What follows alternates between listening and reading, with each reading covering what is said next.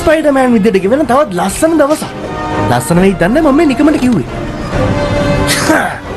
ඔයාලා දන්නවනේ සාමාන්‍යයෙන් කෙනෙක්ගේ ජීවිතේ එක රැයකින් වෙනස් වෙන්නේ නැහැ. හැබැයි මට නම් ඇත්තටම ඒක වුණා. මීට සති කීපයකට කලින් හරියටම අන්න අතෙන්දි තමයි ඒක වුනේ.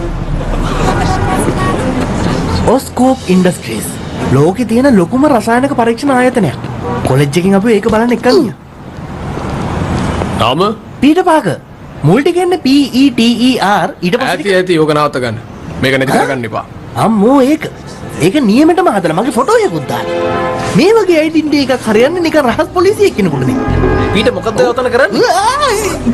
ඔයාලා මෙයාව දන්නවනේ. මේ ඉන්නේ හැරි ඔස්බෝන් මගේ හොඳම යාළුවා. අපේ කොලෙජ් එකෙන් අපිව මේ වගේ ගමනක් එකෙන් ආපු පළවෙනි වතාව. ඒක නිසා නිකන් පිස්සු වගේ. මමත් මේ කතාව දැනගත්ත ටිකක් පහුවෙලා. මේක හැරිගේ තාත්තගේ. අයියෝ මොකද අනේ නිකන් ඔයා බය වෙලා වගේ ඉන්නේ. සයන්ස් කරන කොල්ලෙක් නේද? මේ වගේ දේවල් දැක්කම උහුම් බය වෙලා හරියන්නේ නැහැ. පොඩ්ඩක් ගැම්මට ඉන්න. මේක මගේ තාත්තගේ කම්පැනි එක පීටර්. ඒත් මට මෙතෙන්ට ආවම දැනෙන්නේ අනුන්ගේ තැනකට ගියා වගේ මහා අමුතු හැඟීමක්.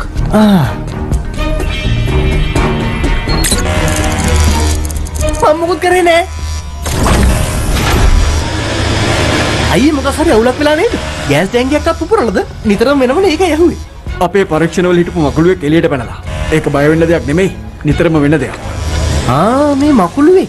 මං ගොඩක් බය වුණා ඊට වඩා ලොකු දෙයක් වෙලා කියලා. පීටර්. මෙතන ප්‍රශ්න වැඩි කරන්න ඉන්නවද? අනේ මට සමා වෙන්න. හරි. මං ඔයාලට මිඩ් ටවුන් කොලෙජ් එකේදී කිව්වා මතකයිනේ. මෙතන වැඩ කරන්න ඕනේ නීති පද්ධතියකට. ඔයාගේ පාර්ට්නර් තමයි මගේ පුතා ඇලිස්ටර්. එතකොට පීටර් ඔයාගේ පාර්ට්නර් තමයි ලීස් ඇලන්. ලීස් ඔයා මේ පීටර් ගැන ඇහැ ගහගෙන ඉන්න ඕනේ. හරි එහෙමනම් ඉතින් දැන් අපි යමු. හරි සර්. හැමෝම සාදරයෙන් පිළිගන්නවා ඔස්කාප් ඉන්ඩස්ට්‍රීකට. අපි තමයි ලෝකේ ඉහළ පෙළේ රසායනික පරීක්ෂණ කරන්නේ. ඒ වගේම නිෂ්පාදනය කරන්නේ. සමා වෙන්න. ඒකට කමන්නේ. මං හිතන්නේ ඔයාලා හැමෝම මේ තරුණයා වගේම ගොඩක් ආසාවෙන් ඇත්තේ මේ තාක්ෂණ ගැන දැනගන්න. හැබැයි මේ උපකරණත් එක්ක සෙල්ලම් කරන්න බෑ. ඔයාලා විද්‍යාව ගැන දන්න අය විදිහට මේ උපකරණ වලින් ඕනම දෙයක් විසඳන්න පුළුවන්. හැබැයි මේ දේවල් කරන පියවරවල් 5ක් තියෙනවා. ඒකෙන් පළවෙනි එක තමයි නිරීක්ෂණය. දෙවෙනි එක උපකල්පන. පුරෝගතනය, පරීක්ෂණය, නිගමනය. සමා වෙන්න. පීටර් පාකර් ඔයා කටවහගෙන හිටියේ නැත්තම් හදට විසිවෙන්න ගහන්නේ. නියමයි. ඔයා කිව්ව කතාව විද්‍යාත්මකව බැලුවොත් කරන්න අමාරු දෙයක්. කමකට නැති විහිළු වලට මම කැමති නෑ. සාමාන්‍යයෙන් විද්‍යාඥයෙකුට ඉවර කරගන්න බැරි පරීක්ෂණයක් සාර්ථක වුණාම අන්න ඒක වැටෙන්නේ වාසනාව කියන පැත්තට. මොන ක්‍රමයකට ඒක වුණත් එහෙම තමයි. ඉතින් කවුද කැමති අපේ පරීක්ෂණ මට්ටමේ තියෙන රොබෝ අත්හදා බලන්න? හැරි ඔයා ඔයාගේ පාර්ට්නර්ත් එක්ක මෙතෙන්ට එන්න. දෙයක් වෙන්න තියෙනවා නම් නවත්තන්න බෑ කියන එකට උදාහරණයක් තමයි මං හිතන්නේ පීටර් එයාගේ පාර්ට්නර්ත් එක්ක මුලින්ම ගියොත් හොඳයි. අපි ඊට පස්සේ යමු. නියමයි. වැඩක් හරියට වෙන්න නම් ඒකේ පිළිවෙලක් තියෙන්න ඕන. ඉන්න මම වමත්. පිටුව මේ පැත්තට එන්න. ඔන්න දැන් තමයි කතාවේ හොඳම හරිය පටන් ගන්න.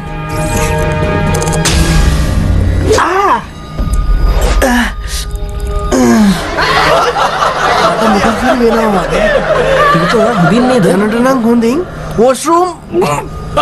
අනේ මෙතනට යන්න. අපොයි මං හිතන්නේ තාම මේක හදන ගමන්.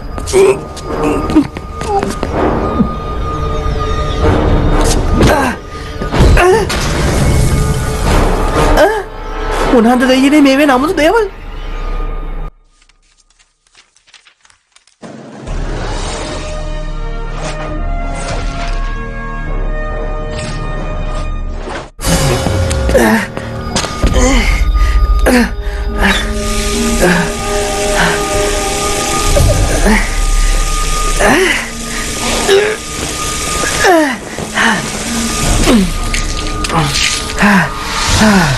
සනීපයි.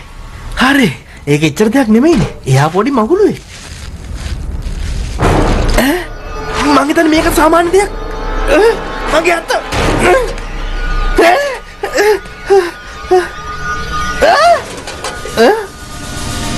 මෙන්න මට පේනවා. කන්නාඩි දෙක නැතුව මට දැන් පේනවා. අපෝ. හරි කලබල වෙන්න බෑ. දැන් චුට්ටක් ඇවිදින්න. මීට කලින් එක එක සත්තු මාව හපලා තියෙනවනේ. ඒක එච්චර දෙයක් නෙමෙයි. දවසක් පාර යනකොට බල්ලෙකුත් කකුල හැපුවා. අනිත් එක ඉතින් රැයට මදුරු කී දෙනෙක් නම් මාව කනවද? ඉතින් මේ මගුලෝ කාපු එක තවුලක් නෑ.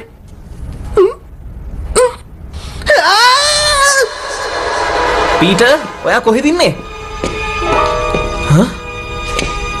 පීටර්? මෙතනින් ගියා නම් හොඳයි වගේ.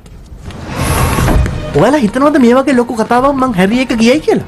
මගේ ඔළුවක් කරකිනවා. දැන් මුලින්ම කරන්න ඕන මොකද්ද මේ උනේ කියලා හරියටම හිතලා බලන එක. හරි හුස්මක් ගන්න. දැන් නිදාසේ හිතන්න. මේකත් අනිත් ඒවා වගේ පොඩි ප්‍රශ්නයක්. හැබැයි මේක ගැන විද්‍යාත්මක පැත්තෙන් හිතන්න වෙනවා. හරිනේ. ප්‍රශ්නයක් විසඳන්න පියවර 5ක් කියලා දුන්නානේ. හොඳ වෙලාවට මතක් වුණේ. හරි එහෙනම් වැඩේ පටන් ගමු. නිරීක්ෂණය, උපකල්පනය, පුරෝකතනය, පරීක්ෂණය සහ නිගමනය. තව පුදුම හිතන දෙයක් කියන්නද? මම මේකට තව පියවරක් එකතු කරනවා. ඒක මගේ වුමනාවට කරපු දෙයක්. ඒක තමයි පැරණි සාක්ෂි හෙවීම. පළවෙනි පියවර නිරීක්ෂණය.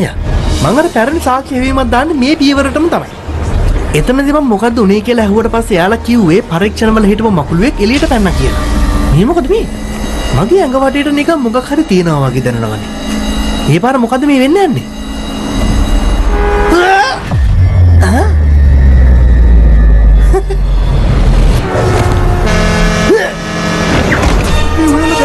එයා කොහොමද එහෙම කරන්නේ? අපෝ මේක නිරීක්ෂණය කරන වෙලාවක් නෙමෙයි. මට දැනෙනවා මට හොඳ සංවේදනයක් තියෙනවා කියලා. ඒ විතරක් නෙමෙයි. දැන් මේ සිද්ධිය ඒක නියමයි. ජීවිතේට මෙහෙම දෙයක් කරලා නැහැ. කොහොමද මෙහෙම දෙයක් වෙන්නේ නැත්තේ? මකුළුවෙකුට වගේ බලයකුත් තියෙනවද දන්නේ නැහැ. මකුළුවෙකුට පුළුවන් තමන්ගේ බර වගේ 73 ගුණයක් උස්සගෙන යන්න. එයි මේ අර බලන්නකෝ. ඉක්මනට මගේ ෆෝන් එක ගෙනත් දෙන්න. වීඩියෝ කරන්න නේ කල්පනාව. ඒක කොහෙද මාත් එක්ක? හැබැයි මට දැන් සුපිරි බලයක් තියෙනවා. දැන් ඉතින් හැමදේම වෙනස් වෙන්නයි යන්නේ. නිකමට හිතන්න මේ ලෝකේ ඉන්න හැම සතෙක්ගේම බලයක් ඔයාට ලැබුණොත් මොන වගේ දෙයක් වෙයිද? හිතා ගන්න බෑනේ. ඉතින් මම මේ කියන්නේ සත්තු 457ක් අතරින් චූටි මකුළුවෙක්. මාව කෑවා. මොන වුණත් මං කියන්න ඕනේ මෙයාගේ බලය නම් සුපිරි. මම තමයි පීටර් පාකර්. මම දැන් ගැටලුවක් විසඳන පියවර 5 පාවිච්චි කරන්න යන්නේ. හරි. අර මකුළුව මාව කෑවට පස්සේ මට වෙන හැම දෙයක්ම හරි අමුතු විදිහටයි වෙන්නේ. ඉතින් මම හෙව්වා මකුළුවේ කෑව මොකද වෙන්නේ කියලා. ඊට පස්සේ මට මේ දෙවෙනි පියවර පාවිච්චි කරන්න වුණා. උපකල්පනය. හිතා ගන්න බැරි දේවල් සිද්ධ වෙනකොට කරන්න වෙන්නේ ওই දේ විතරයි. ඉතින් මගේ වැඩ ඔක්කොම පැත්තකින් තියලා මම මේ වෙච්ච දේ ගැන උපකල්පනය කරන්න පටන් ගත්තා. අන්තිමටම සුපිරි අදහසක් ආවා. අනතුරක් කලින්ම දැනගන්න පුළුවන් විදිහේ සංවේදක ගොඩක් මකුළුවන්ගේ ඇගේ තියෙනවා. ඔයාලට කියන්න මටත් ඒක දැනෙනවා. මම ඒකට කියන්නේ මකුළු සංවේදක කියලා. ඒ වගේම යාලට දැල් තියෙනවා. හා මටත් තියෙනවද කියලා බලන්න ඕනේ. දැල් නැත්තම් ඉතින් ලැබ් එකේදී හදාගන්න උනත් පුළුවන් නේ. මකුළුවන්ගේ දැල් වල තියෙන්නේ දියර ප්‍රෝටීන් සහ තදින් ඇලෙන සුළු ද්‍රව්‍යයක්. ඉතින් ඒක නිසා තමයි මකුළුව හරිම ලේසියෙන් එහෙම දැල් වියන්නේ. මාත් මේ ඒක අත්හදා බලන ගමන්. හරි. මම දැන් ඔක්කොම අවුල් ටික ලිහලා තියෙන්නේ. මෙතෙන්ට පොඩි අඩුවකට තියෙන ලස්සන මියුසික් එකක් විතරයි. ඒකත් තිබුණා නියමයි.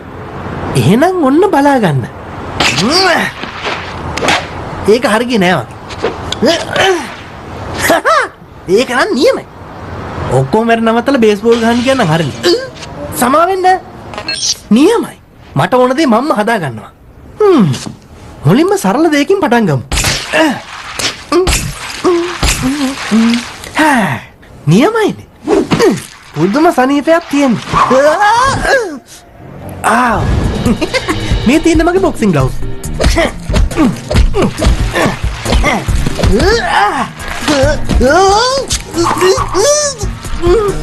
මේක හරියන්නේ නැහැ. හරි. නිදහසේ හිතන්න පීට්. කොතනද අපිට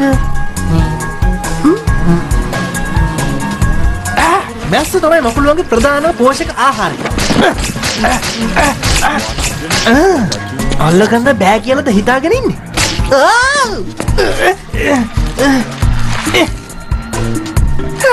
පොඩි විවේකයක් ගමු. මේක තමයි හොඳම පරීක්ෂණය. මගේ දැල්මට උදව් කරයිනේ. මම කැමති නෑ කාමරයක් ඇතුළේ හිර වෙලා බිත්තිවල ඇවිදවිද මේ වගේ පරීක්ෂණ කරන්න. Tamanට තමන්ව විශ්වාස කරන්න වෙනවා.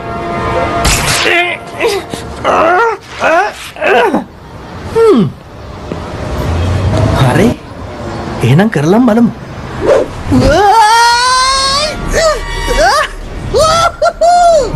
ඒක වැඩ කළා. මට මේ දැල්ල ලෙල්ලන්න පුළුවන්.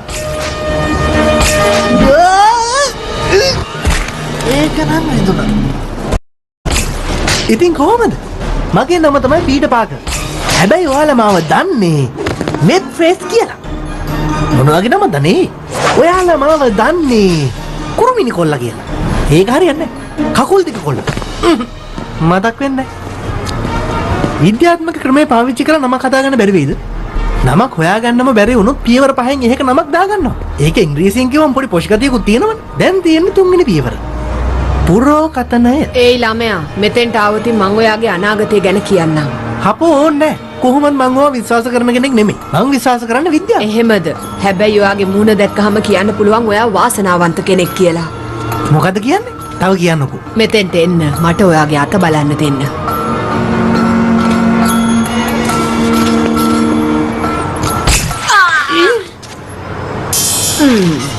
මට සමාවෙන්න ඕක නිතරම වෙන දෙයක්. ඔය ළමයා මාව විහිළුවකට ගත්තද? අනේ නෑ එහෙම දෙයක් නෙමෙයි. ඕක මට වෙච්ච පොඩි වැරදීමක්. මිනිස්සු එක එක කතා කියනවා තමයි. හැබැයි මම පිළිවෙලට වැඩ කරන චාම් කෙනෙක්. මට පුළුවන් මකුළුවෙක් කරන හැමදේම කරන්න. කතාව නවත්තලා මේ ටික අයින් කරන්න. හැමදේම කිව්වට හැමදේම නෙමෙයි. ඇත්තටම කිව්වොත් මන් දන්නේ නැහැ ඕක ගැලවෙන්න කොච්චර වෙලාවක් යනවද කියලා. ඕකට බෑක් යයි. හරියටම ඕක බෑකින් ගැලවෙනවා. මං ගිහින් එන්නම්. සමාවෙන්න. ඒයි මේ දැල් ටික අයින් කරලා යනවා. එක අතකට එහෙම වෙච්ච එක හොඳයි. අර මකුළුව කාපු එකෙන් මට ගොඩක් දේවල් වුණා. මාව අඳුර ගන්න බැරි වෙනවා නම් හොඳයි නේද? ඒකට මීට වඩා හොඳ ක්‍රමයක් පාවිච්චි කරන්න වෙනවා. ඒ කියන්නේ මට මේකට අඳුමක් හදා ගන්න වෙනවා. ඔක්කොම හොඳයි මේව නහය ඇතුළේ යන එක තමයි ඉවසන්න බැරි. මොකද්ද හොඳ? මෙතනින් මොකක් හරි හොයාගන්න බැරි වෙන එකක් නැහැ ඉතින්.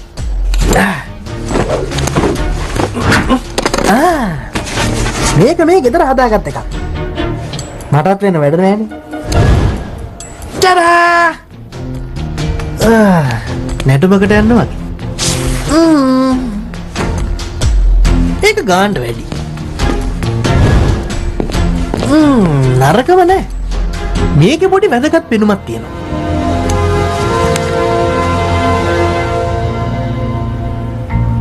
ආන්ටි කාමරේ පෙරලගෙන මොනවා හරි හොයනවා. මම මොකොත් ගත්තේ නෑ. හරි. දැන් ඉතින් හා පුරා කියලා වැඩේට බහින්න හදන්නේ. කොහොමද මම ප්‍රසිද්ධ වෙන්නේ? TikTok, Facebook, YouTube? මොකද කරන්නේ? හොඳට හිතමු බලන්න. මට කරන්න ඕන ටිකක් වෙනස් විදිහේ වැඩක්. වැඩක් නෑ. කිසිම අදහසක් නෑ. පොඩ්ඩක් ඉන්න. මේ තියෙන්නේ මගේ 4 වෙනි විද්‍යාත්මක පියවර පටන් ගන්න මේක තමයි හොඳම තැන. පර්යේෂණය.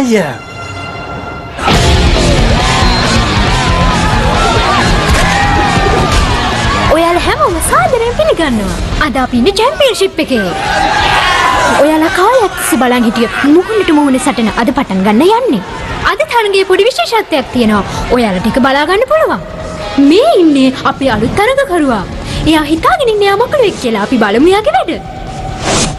මන් දන්නේ නැහැ ඔයාලා මේක විශ්වාස කරයිද කියලා. හැබැයි මකුළුව කියන්නේ ශක්තිමත් සතෙක්. නිකමට හිතලා බලන්න මකුළුවෙකුට තියෙන ශක්තිය මිනිස්සෙකුට හම්බුනොත් ඒකෙන් මොනවා වෙයිද? ලෝකෙ පුරාම ඉන්න සතු කාණ්ඩ කරනවා.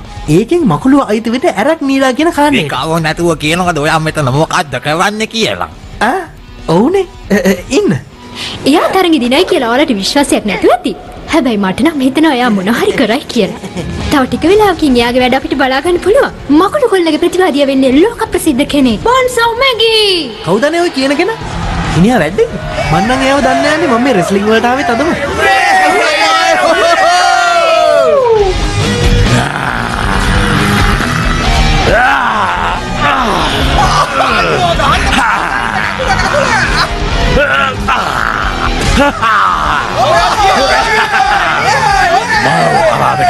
තවම නෑ. ඊයාර කැමරාවට ගැහුව නේද? අපරාධ ලෙන්ස් එක. අපි පුන බලා සිටි අවස්ථාව දැන් උදා වෙලා තියෙන්නේ. ප්‍රධාන තරගය.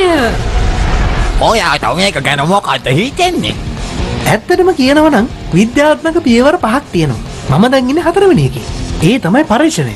ඉතින් මං හිතනවා මේ පොඩි මැච් එකෙන් මගේ 4 වෙනි ක්‍රමයේ සාර්ථක කරගෙන 5 වෙනි එකට අනුචයෝ මං ඇහුවේ මේ මැච් එක ගැන. ඕ ඒකද? තුම්බරෙන් අවුට් නේ? ඒයි ඔය මිනිස්සු නවත්ත ගන්නවා. එයා මේකට හොරෙන් ඇතුල් වෙලා තියෙනවා. අනේ ඕකට මාව අල්ල ගන්න එපා. ඒයි මකුළුවා ඔයාගේ වාරේ. බේරුණා එනං. උදව්වක් දෙන්න බැරි වුණා නේද? සමාවෙන්න. මම මෙතෙන්ට ආවේ ඊට වඩා වැදගත් වැඩක් කරන්න. ඔයත් ටිකක් බලාගෙන ඉන්නකෝ එහෙනම්. කොහොමද අපි පොඩි චකිතයකින් හිටියේ නේද? ඔන්න දැන් අපි ආසාවෙන් බලන් හිටපු අවස්ථාව ඇවිල්ලා තියෙන්නේ. එහෙනම් පිළිගන්න බොන්සෝ මැගී. ඔන්න කොහොම මකුළුවා තප්පර 15 මං ඔය මකුළුවාගේ අඬු ටික කඩලා දානවා නැගිටින්න බැරි වෙන්නම.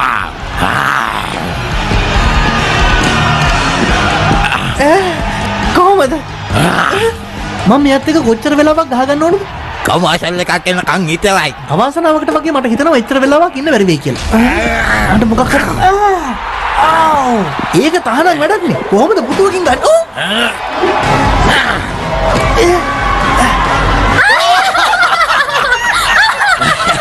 දැක්කනේ පිටිය යලවෙන්න ගැහුවේ. ඇත්තට එහෙමද හිතාගෙන ඉන්නේ? එහෙනම් බලන්නකෝ මේක කොහොමද කියලා. මම මේ ගහන දලකින් තමුන් මට ගහ පුටුවකින්. පෙරමියෙක් වගේ සටන් කරනවා. මූණට මූණ සටනට එනවා. එහෙම තමයි කරන්නේ. මම තමයි ස්පයිඩර්මෑන්. මට දැනගන්න පුළුවන් ඔය බිම දන ගහගෙන මොකද කරන්න කියලා. මං ඔහෙට පෙන්නන්න මං කවුද කියලා. මේ අලුත් ක්‍රමය බලන්න කොහොමද කියලා.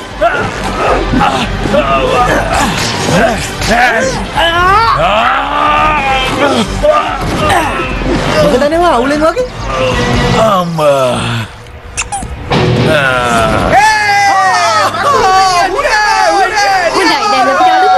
ඉන්නවා. මොකද ඔයාලට හිතන්නේ? දැන් ඇති ඒක ඉවරුණා. මොනවද මට දෙන්නේ? අවුරුද්දක් පුරාම අපි තරඟවල සහභාගී වෙන්න වාට අවස්ථාවක් ලැබෙනවා. එහෙමද? මෙන්න මේකත් ඔයාගේ. කමක් නැහැ ඉතින් පළවෙනි තෑග්ග. ඒ මකුළු කොල්ලා පොඩ්ඩක් ලස්සනට ඉන්නවා. රෙස්ලින් තබුවක් වුණාම ඉතින් ඔහොම ඉතලා බෑ ගැම්මෝ තින්දේතයි. මේක තමයි ක්‍රීඩාවකට සම්බන්ධ වෙලා ගත්ත පළවෙනි සම්මානය. බලන්නකෝ ඒකේ මගේ නම තියෙන්නේ මකුළුවා කියලා. මට අලුතෙන් හම්බෙච්ච බලය පාවිච්චි කරලා නම දිනාගත්ත වීරයෙකුට ගහලා තමයි මේක ගත්තේ. මේ සම්මානේ හදලා තියෙන වෙනස් විදිහේ ලෝහ දෙකක් භාවිතා කරලා. මම ටිකක් විද්‍යාව ගැන දන්නවා වැඩිනේ. ඒකයි කිව්වේ. අංකල් බෙන් තමයි මට මේ පාර පෙන්නුවේ. එයා මේ වෙලාවේ හිටියනම් කොච්චර සතුටු වේද? ඒත් එයා ආපහු එන්නේ නැහැ. එයාට අපිව දාලා යන්න ඕනේ යකඩ ගුලියක් නිසා.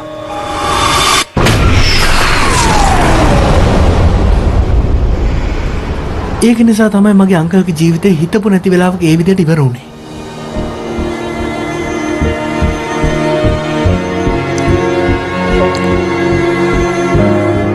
මට ඔයාව තේරෙනවා අංකල්. ඔයා මේ හැම දෙයකින්ම මට දෙයක් කියන්නවා. ඔයා මේ හැම දෙයක්ම කරේ මං වෙනුවෙන්. ඒ වුණත් ඒ ගැන පොඩි තරහක් මගේ හිතේ තියෙනවා. දැන් තමයි මගෙන් වෙන්න ඕන යුතුයකම කරන්න වෙලාව.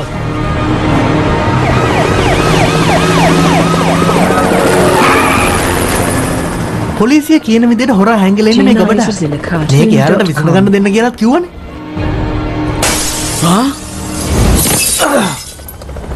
ඔයාට මොනවද ඕන වෙලා තියෙන්නේ? පලි ගන්න. එහෙනම් බලා ගන්නවකෝ. දැන් එනවා යන්න මාත් එක්ක.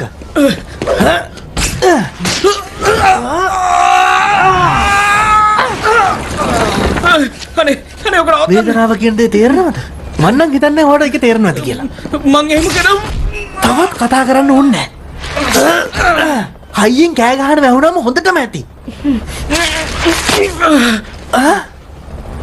මං ඔයාව කොහෙද හරි දැකලා තියෙනවා. ඔය මිනිස්සයා නවත්ත ගන්නවා. එයා මේකට හොරෙන් ඇතුල් වෙලා තියෙනවා. ඕකට මාව අල්ලගන්න එපා.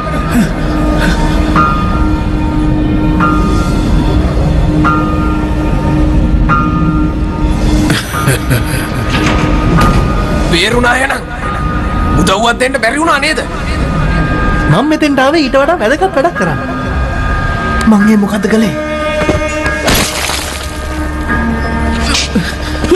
මං මේ මොකද්ද කළේ?